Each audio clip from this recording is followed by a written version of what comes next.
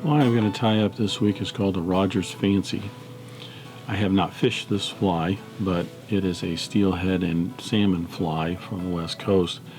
I love swinging streamers to steelhead, and I like all kinds of different streamers that are out there, and I really like some of these more classic looking patterns. This may not be a very old pattern, but it just has that classic look to it. It's a fun fly. It's an interesting tie from the perspective of tying flies. It has a oval tinsel tag to it and a floss butt, and then the tail and the body and so on. It's not a very complicated fly to tie. In that regard, there are some steps to it, but it's just a lot of fun, and I really look forward to swinging these one day for some steelhead up in Michigan. Maybe make it out to the west coast or BC one day, but that's a Rodger's Fancy, and we'll go ahead and get started tying.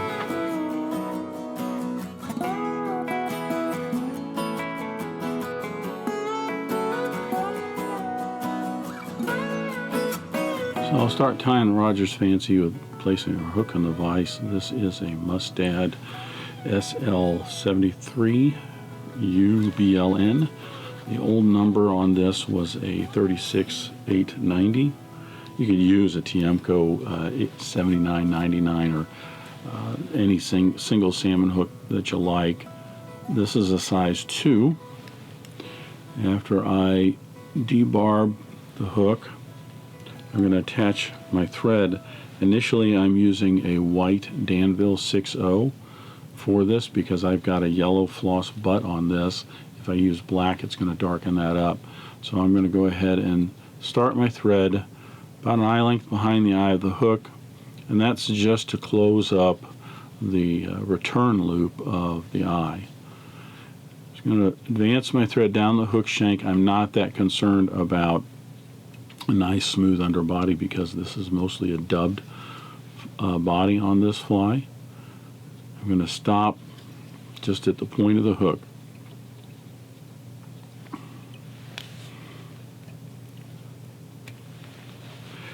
This is where I'm going to tie in the tag for this. The tag is a oval silver tinsel. I'm using a size 14 Danville oval silver tinsel for the tag on this. I'm going to attach this to the hook under the thread, and I'm going to go ahead and let the rest of that tinsel go up in the body, and I'll trim that in just a little bit. I'm going to bring it over to my side of the hook. Now I'm going to wrap down in touching turns to just about the point of the hook. This gives me a base for my tag. I'll bring those wraps back up to just behind the point of the hook. Trim this off so it's just inside the body space of the fly. I'll flip the hook over and I'll start wrapping in my tag. You're just going to put in nice touching turns here. If you do about 10 wraps of thread down the hook shank for underneath the tag, it's going to give you somewhere around 8 to 10 wraps of the tinsel up for your tag. You could go a little shorter if you want. I'm going to wrap that in onto the hook shank, taking care not to bulk this up too much. I want to try and keep this fairly smooth for the butt that I'm going to put in here. The butt of our fly is a yellow floss. I'm using a 4-strand Danville Rayon floss for this. I'm going to attach this to the hook shank, bring it up over to my side, letting the tag end here or the upper end here just go on up into the body space. I'll trim that in a minute. And then I'm going to make certain that I'm putting wraps backward just to get that right down up against the tag. And then I'm going to wrap forward about an eye length, and that will give me the undersection for the butt of the fly. Careful not to put too many wraps of thread in this area or on top of each other, because you want to try and keep that as smooth as possible. I'll go ahead and start palmering my floss in. I want to get all those fibers under the same tension, going in the same direction, so they won't spread out on me. And this should give me a nice smooth butt section of floss for our fly.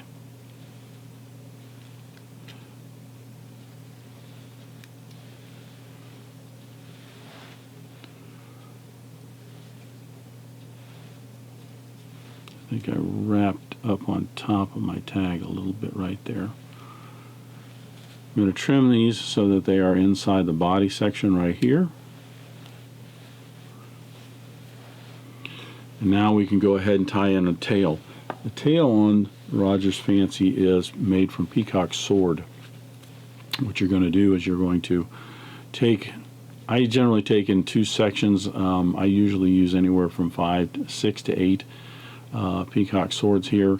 So I'm going to take 4 or 5 of them and bring them out so that the tips even up, and then I can peel those right off of the stem there, and then collect these all together. When I get another clump, I want to make certain the tips are fairly even. I'm not that concerned about them being just perfect.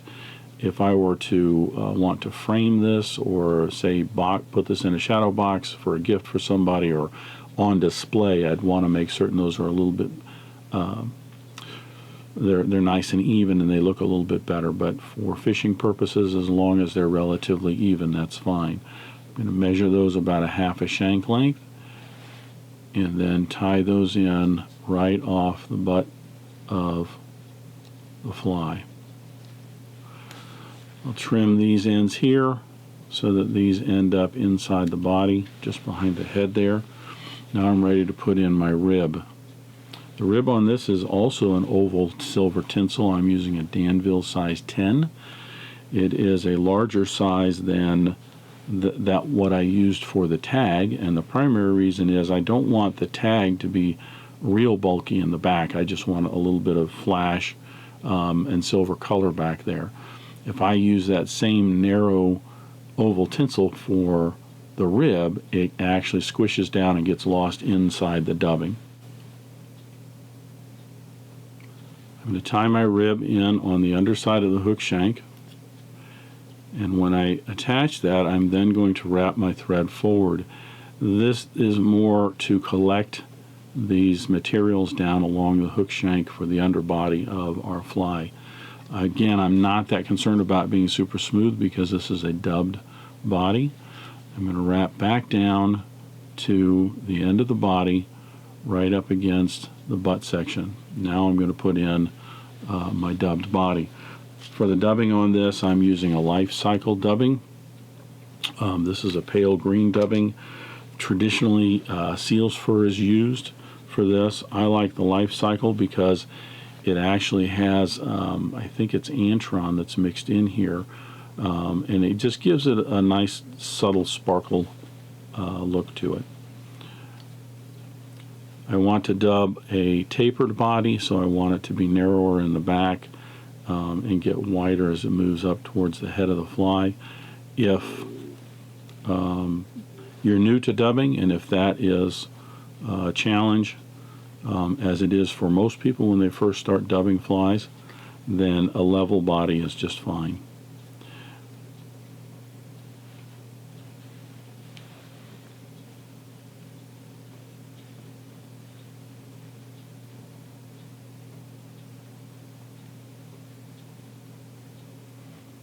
There is another technique of tying, I should say, applying dubbing to the hook to get a tapered body that I have taught people for years, and that is to do it in layers. If somehow figuring out how to have a thin amount of dubbing here and thicker dubbing here, and then getting that wrapped in is difficult, even because you're a beginner or because the particular material that you're using, sometimes that can present quite a challenge to get that body in the way you want. What you can do is go ahead and wrap all the way forward like I am right here with just a level body. I'm going to go a little bit more towards the eye here I want to get just past the return loop, about there, and then bring your thread back down about 2/3 like this, and then just start the process over again and put another layer on top. This sometimes is much easier. It seems like it takes a little bit longer, and it does. If you do a lot of dubbing, your skills will get to the point where you can pretty much from one end to the other get this done in one shot. But this also works out pretty nice in terms of getting that tapered body, as well as it does add a certain amount of strength to the fly. Either way, it's up to you.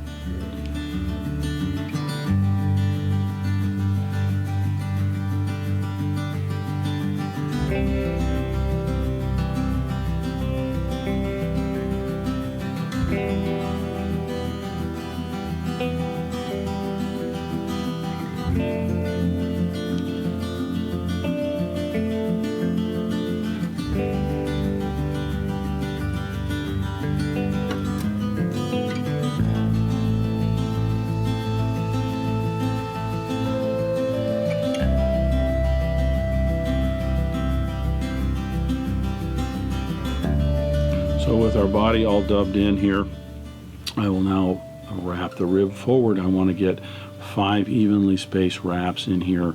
5 is the traditional for most of your salmon and steelhead type of flies.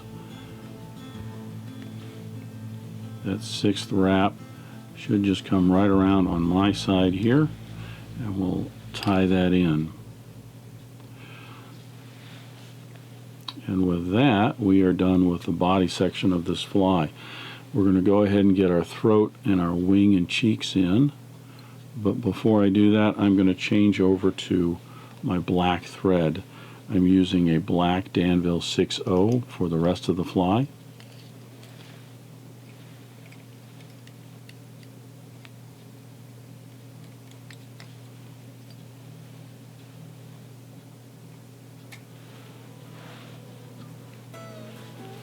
And now we will go ahead and get our throat tied in.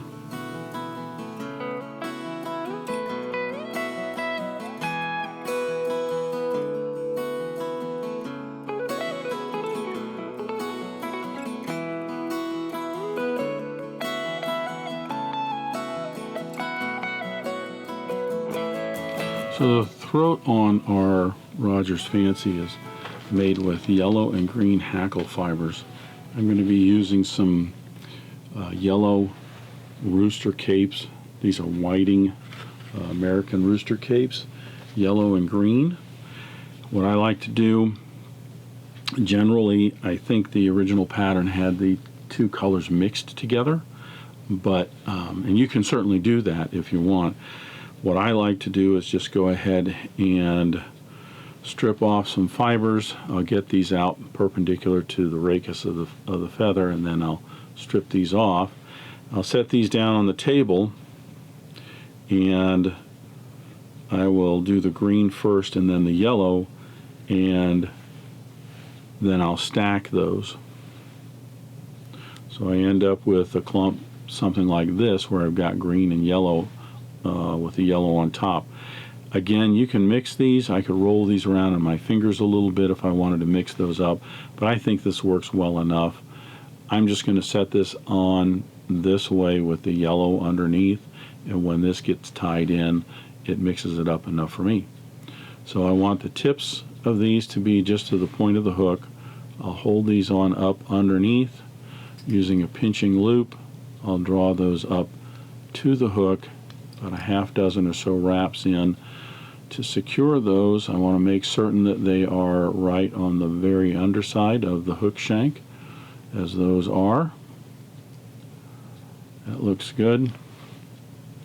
A few more wraps just to secure them, and I can trim away the waste.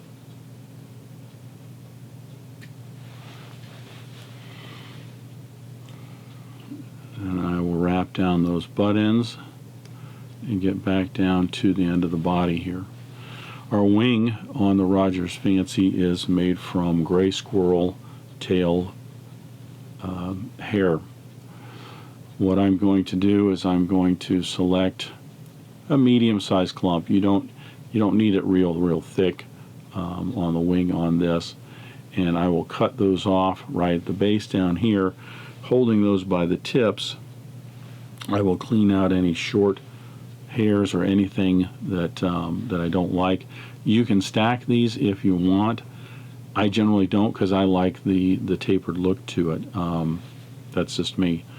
Again, you don't want this to be super thick, but once that's clean, we'll measure that. I want the tips to come just to the bend of the hook, and I'll set those right on top here, bringing those down. Again, another pinching loop, and I'll bring those down to the hook shank. Put in about a half dozen wraps to make certain that those are right on top. And then I want to take a look at both sides. Yeah, because I want to make certain that the wing is just right up on top of the fly. So even on both sides, I'll put in a few more wraps to secure it, and I can trim away the waste.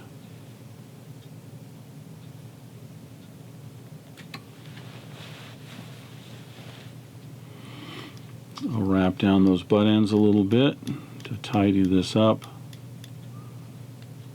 Come back to the end of the wing, and we'll tie in our cheeks.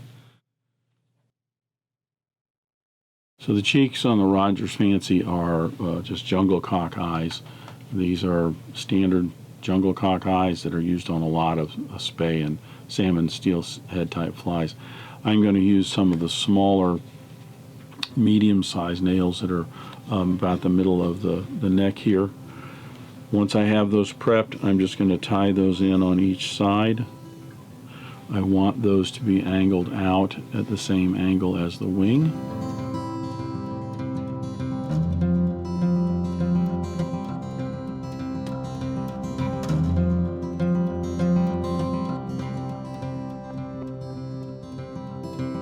These can sometimes be a little bit persnickety in terms of tying the jungle cock in. Just take your time with it. If you have to fiddle with them a little bit, by all means do, or just untie them and retie them back in.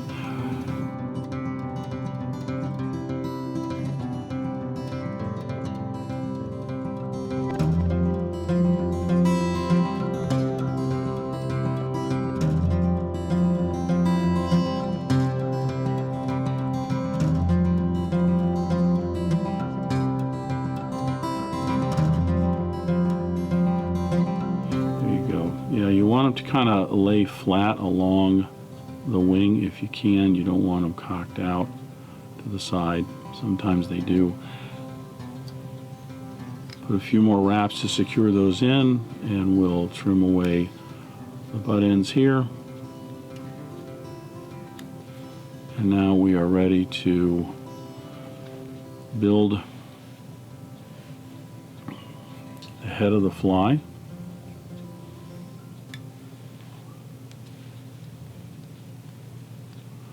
We want to cover up any materials as well as make a nice pleasing taper down to the eye of the hook. Once you have those in, we'll go ahead and flatten our thread, and I'll put in a 9 to 10 turn whip finish to secure the head of the fly.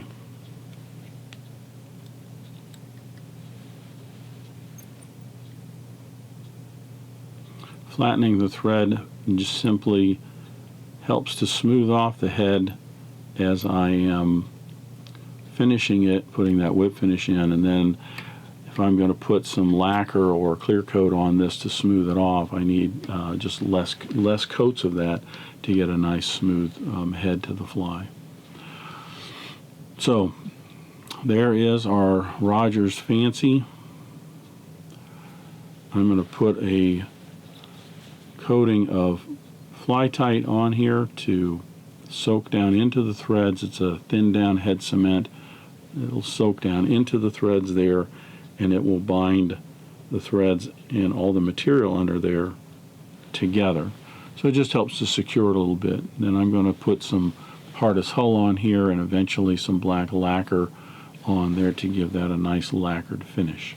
But as soon as that's dry, we will come back and we will finish up the rest of the head for our Rodger's Fancy.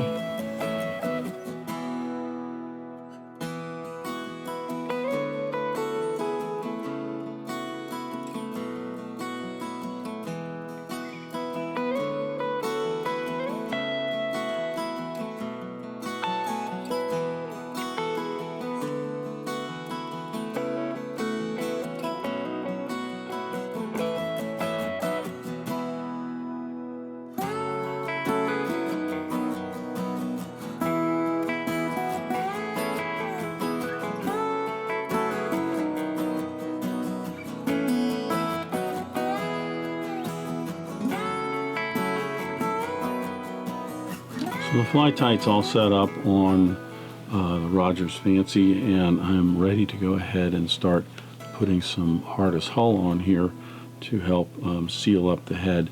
Hardest hull is simply just it's a thick head cement, polymer head cement.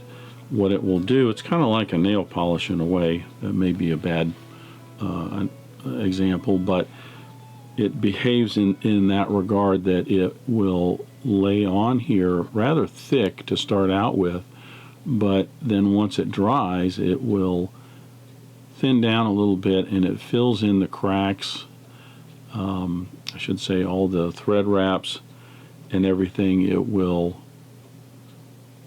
shrink down in between all those thread wraps, and even though right now it may look like I have a nice smooth lacquered head to the fly, as I've said before, in another 20 minutes, 15 minutes, it will shrink down and those thread wraps will all show. So it'll take a couple coats to more or less fill in, the valleys of those thread wraps, and then I can either put another clear coat on top to give it a smooth coat, but I prefer, if it's going to be a black head, to put some black lacquer on it. But for now, that basically is what the fly will end up looking like after a few more coats of material. So that's the Rodger's Fancy. Again, just a fun steelhead fly. I don't fish for steelhead as often as I'd like to. I do like to swing streamers for them. There are some big streamers that are out there that are real nice, but I do enjoy some of these more classic style patterns. They're just a lot of fun to put together and a lot of fun to tie, and they really do test your skills in a way, and they're just a lot of fun. So that's the Rodger's Fancy.